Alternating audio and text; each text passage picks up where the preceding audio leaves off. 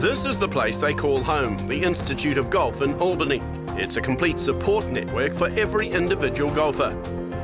And in recent time, iGolf has plenty to be proud of. Craig Dixon is wrapped with the progress of their players in a short time. We've been in operation for about 18 months now.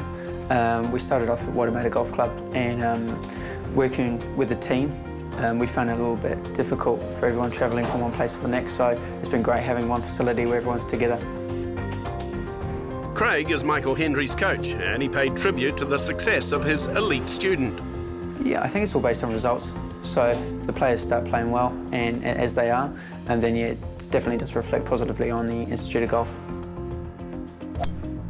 iGolf is also the home of Lydia Coe. Guy Wilson has been her coach since she played at the Papuki Golf Club as an 8-year-old. She's gone on to show phenomenal potential. So how do they keep improving the game of the 13-year-old? It's hard because there's no sort of benchmark to work at. We're lucky with Cecilia, obviously, because they're sort of fighting here and there in the tournaments. But we can't sort of be happy with how it is going here. We've got to measure it. The measurable was overseas, so that's what we're looking to try and do, trying to get overseas and playing in the more professional events, which we're looking to do next year. iGolf coach many of the school kids in the local area. They think it's only for the elitist players, but once they come and see what we're all about, get the feedback from the other players that are using it, and they start to get results pretty quickly. So what have they done for Mike's game? We did a whole lot of screening before we even got started with his program, so whatever we do now is just going back to those areas that we worked on previously, and it's just checking, monitoring, and just improving shot dispersion.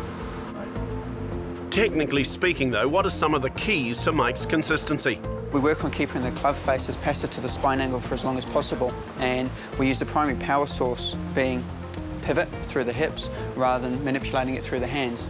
So what we work on is when he loads it back, so we work on the club face being relative to the spine, just below hip height, and then from there we rotate the forearm using the two bones through the forearm, the ulnar and the radius, and we actually supinate the right forearm, which then loads the club and levers, but what it does is it keeps the back of the left hand square, which obviously influences the club face.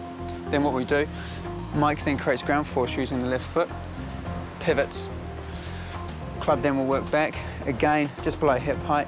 He's keeping the club face square to his spine angle, and all he does is pivots as hard as he can through impact, so that you can still see that the club face is still relative to his spine.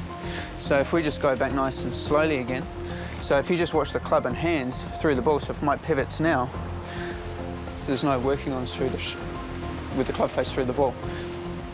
If he worked with the club face a little bit more open, what he has to do then, he has to stop the pivot, flip release the hand, so the club has to roll over through the ball. Now, when the ball's only on the club face for half a millisecond, it's very difficult for the mind to process that and manipulate. So we work heavily on controlling the club face through the ball, which means he's going to be more consistent. And that's why he's consistently at the top of the leaderboard day in and day out, because there's little movement.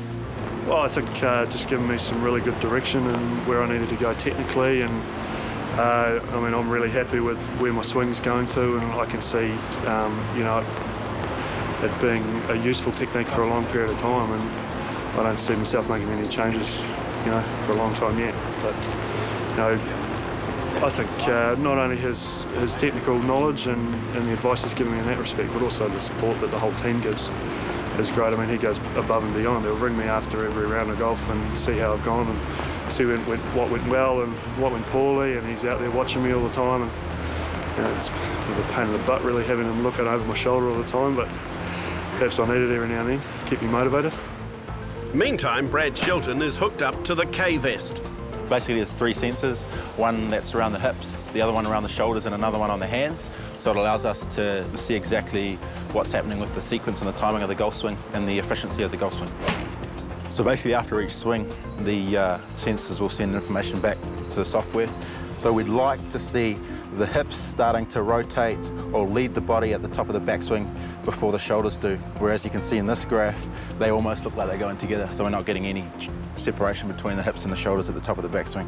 So there we're just starting to create a bit of separation between the hips and the shoulders, so you can see his hips going first, and then I feel the resistance through his shoulders. So he's just going to do that a few times, and he's just trying to get the feeling of that.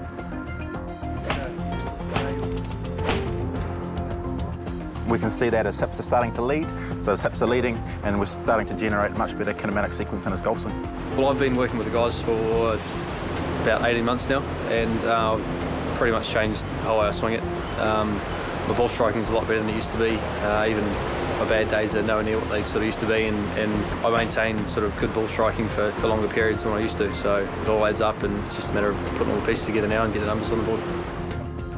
Back inside, Guy Wilson is working with Mike on the intricacies of his putting stroke. It collates all the data and then the player will get feedback.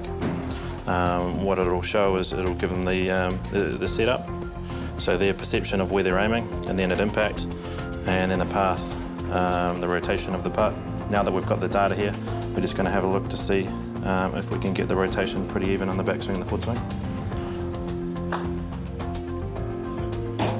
Good. And what we're looking for here on the screen is we're looking the scores to obviously get to 100%.